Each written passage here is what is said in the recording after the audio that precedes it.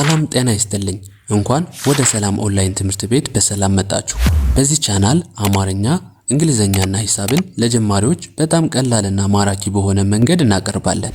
በየቀኑ የምንለቃቸውን ትምህርቶች እንዲደርሷችሁ አሁኑኑ ሰብስክራይብ እና ላይክ በማድረግ የቤተሰባችን አባል ይሁኑ።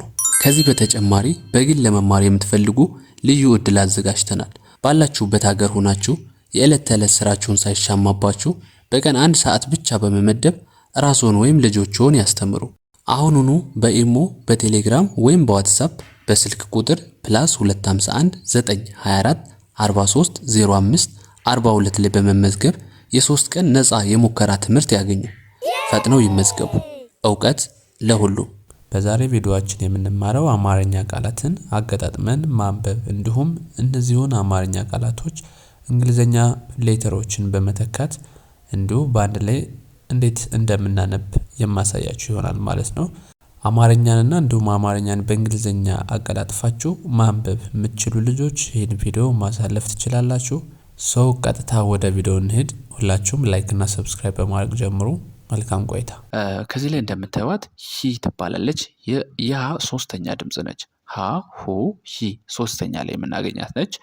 እዚህ ጋር ደግሞ ሳ የሰ ቤተሰብ ሆና ሰሱ ሲ ሳ አራተኛ ላይ የምትገኝ የሰ ቤተሰብ ናት።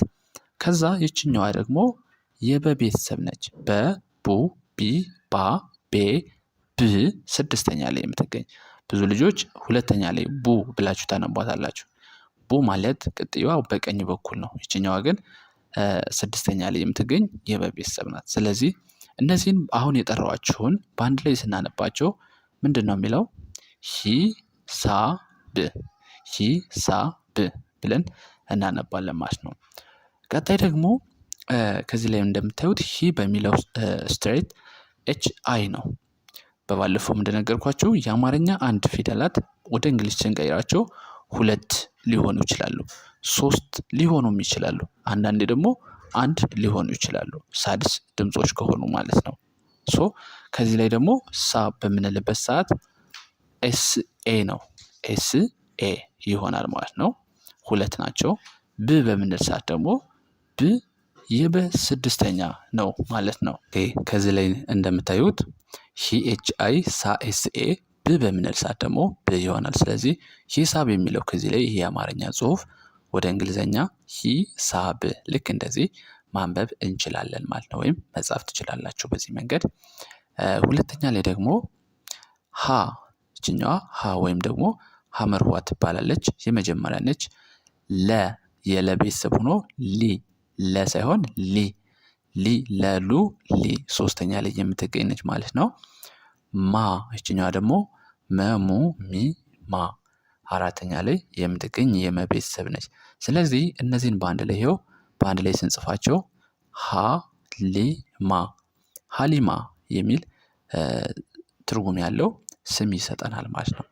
እነዚህን ስንቀይራቸው ሀ ስንል ኤች ኤ ነው። ሐመርዋም ይሁን ሀሌታ ውሃ ይሁን ሁሉም ሀ ከሆነ ሀ ነው። ሞክሼ ፊደላት በአማርኛ ወደ በእንግሊዘኛ ስንጽፋቸው ተመሳሳይ ናቸው ማለት ነው።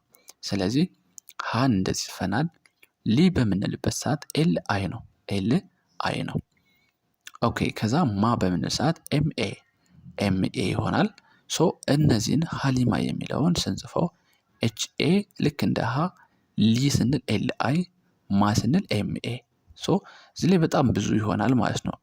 3 የነበረው በአማርኛ ውስጥ 6 ይሆናል። ምክንያቱም ቫውሎች ወይም አናባቢዎች በአማርኛ ሕግ አይጻፉም። ዝም ብለን እናልፋቸዋለን ማለት ነው። ስለዚህ ይሄኛው ሀሊማ ብለን በዚህ መንገድ እንጽፋለን ማለት ነው። ቀጣይ ምን ይላል? ይሄኛው ማ አራተኛዋ፣ ለ የመጀመሪያ ለ፣ ፍ ስንል ስድስተኛ ላይ የምትገኝ ፍ የፈ ቤተሰብ ፈፉ ፊ ፋ ፌ ፍ የምትለዋ ድምጽ ማለት ነው። ይህንን በአንድ ላይ ስናገጣጠም ማለፍ ማለፍ ብለን እናነባለን ማለት ነው። ይሄኛውን ደግሞ ማ የሚለው እንደነገርኳችሁ ኤምኤ ነው። አራተኛ ላይ ለስትሉ ኤልኢ ነው። ፍ ስንል ደግሞ ሳድስ እዚህ ጋር ፍ ኤፍ ብቻዋን እንጽፋለን። ስለዚህ ማለፍ በዚህ እንደዚህ አድርጋችሁ ትጽፋላችሁ ማለት ነው። እንደዚህ አድርጋችሁ ትጽፋላችሁ። ቀጣይ ምን ይላል እዚህ ጋር እንደምታዩት የመጀመሪያዋ ሸ ትባላለች። ሸ ሰን ከጻፍንን በኋላ ከላይ አንድ መስመር ማለት ነው። ከዛ በ ኦኬ በ የመጀመሪያ ነች። ላ ስንል ደግሞ የለ ቤተሰብ ሆኖ አራተኛ ላይ የምትገኝ ነች ማለት ነው። እግሯ አጭር ነች። የለ ቤተሰብ ወይም ደግሞ ከዚህ ላይ ያሳየኋችሁ የዚችኛዋ ቤተሰብ ነች ማለት ነው። የዚች ቤተሰብ ሆና ይችኛዋ ግን አራተኛ ላይ ነው የምትገኘው። ያ ማለት ለ ሉ ሊ ላ ማለት ነው። ላ ስለዚህ በአንድ ላይ ስናነበው ሸበላ ይላል። በእንግሊዘኛ ደግሞ ቅድም እንዳልኳችሁ አንድ የአማርኛ ፊደል ወደ እንግሊዘኛ ስንቀይራት 3 ልትሆን ትችላለች። 3 ሌተሮችን ልትይዝ ትችላለች ያልኳችሁ። ሸ ስንል SHE ነው። ሶስቶቹ ልክ እንደ ሸ ነው የሚነበቡት ማለት ነው። ሸ ከዛ በምትሉ ሰዓት BE ላ ስንል LA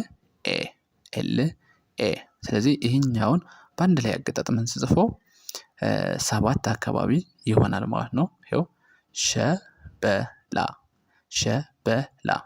ከዚህ ላይ ሸ የምትለዋን የመጀመሪያዋን SHE ይወክልልናል።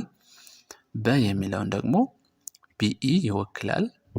ላ ስንል ደግሞ LA የሚለው ይወክላል ማለት ነው። ብዙ ልጆች የምትሸወዱት ሸ ስንል ለምሳሌ ወይ ኤስን ብቻ ትጽፋላችሁ ወይ ደግሞ ኤን ታስወግዳላችሁ። ኢ ቫውል አናባቢ ስለሆነች አትቀርም። የመጀመሪያ ድምጾች ምንጊዜም ቢሆን ማለት ነው። በስትሎ እዚህ ጋር ቢን ብቻ ትጽፋላችሁ። ይሄ አይሆንም። ቢ ብቻውን እንደማን ነው የሚነበበው? እንደ ብህ የሚል ድምጽ ነው የሚኖረው ማለት ነው። ምክንያቱም ቫውል ከሌለው ሳድሶችን ነው የሚያነብልን ማለት ነው። ላ ስንል ደግሞ ላ ኤ እዚህ ላይ አ የሚለውን ስለሚወክልልን LA ልክ እንደ ላ ይነበባል ማለት ነው። ኦኬ ቀጣይ የምናገኘው ገ ከዛ ነ ከዛ ት ይሄንን በአንድ ላይ ስትያነቡት ገነት ይላል። ገ የሚለው ጂኢ ነው። ነ ስንል NE ነው። ት ስንል ቲ ብቻውን ትሆናለች። ይኸው በአንድ ላይ አምጥቼ ገነት የሚል ትርጉም ሰጠሁ ማለት ነው። ገነት የመጀመሪያ ላይ ሲሆኑ ኢ ነው በቃ የሚያስከትሉ። ይችንን ጠንቅቃችሁ ማወቅ ነው። የመጀመሪያ ድምጾች ኢን ነው የሚያስከትሉት ማለት ነው። ኦኬ ቀጣይ ግ ዙ ይኸው ሁለተኛ ድምጽ ቅጥ ያላቸው ጎናቸው ላይ ዙ ፍ ስድስተኛ ማለት ነው። ስለዚህ በአንድ ላይ ስናነባው ግዙፍ ቅርታ እዚህ ጋር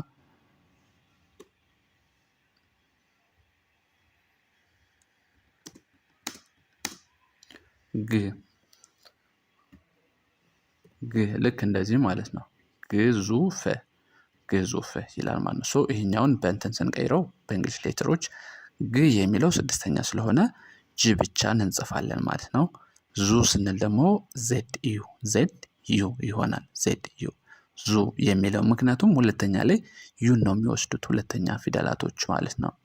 ከዛ ፍ ስንል ስድስተኛ ላይ የሚገኝ ነው። በአንድ ላይ እነዚህን ስናገጣጥማቸው ይኸው ግዙፍ የሚል ይሰጠናል ማለት ነው።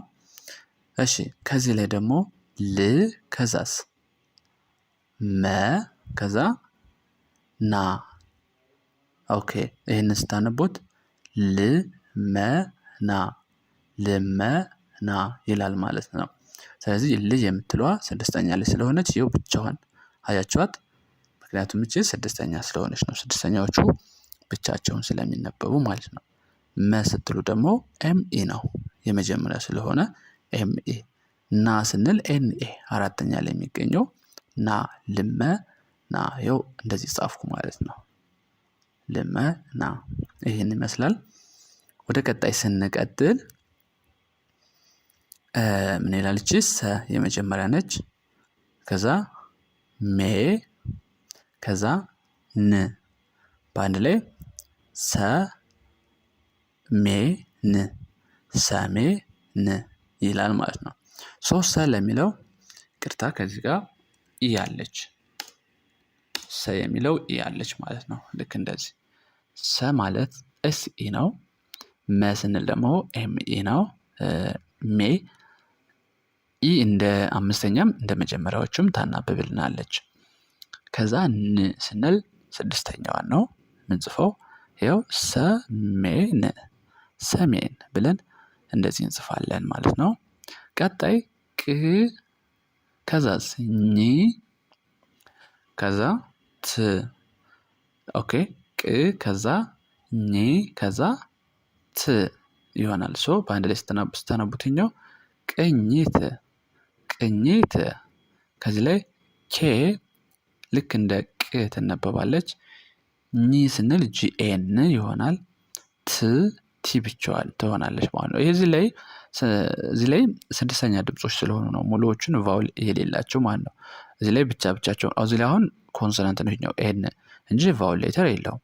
ወይ ኤ የለውም፣ ኢ የለውም፣ ዩ የለውም፣ አይ። ስለዚህ እዚህ ላይ ቫውል የለም። ልክ ብቻውን እንደተነበበ አስቡት ማለት ነው። የኛ ቤተሰብ ጂኤን ሁለቱንም ስለሚወስድ ነው ማለት ነው። ሶ ቅኝት ስንል እዚህ ጋር ኬ ጂኤንቲ ልክ ቅኝት የሚል ይሰጠናል ማለት ነው። እንደዚህ ማንበብ እንችላለን። ከዚህ ላይ ደግሞ ነ ብ ር በአንድ ላይ ስናነበው ነብር ነብር ይላል። ነብር ስንል ነ ለሚለው ኤን ኢ ነው። ብ ስንል ቢ ብቻውን እንጽፋለን። ር ስንል አርን ብቻ እንጽፋለን ማለት ነው። ሶ ይሄኛው ነብር ነብር። እዚህ ላይ ያለውን በዚህ መንገድ እንጽፋለን ማለት ነው። ጥያቄ ወይም ማስተያየት ካላችሁ በኮሜንት ላይ ጻፉልኝ። በቀጣይ እስከምንገናኝ መልካም ጊዜ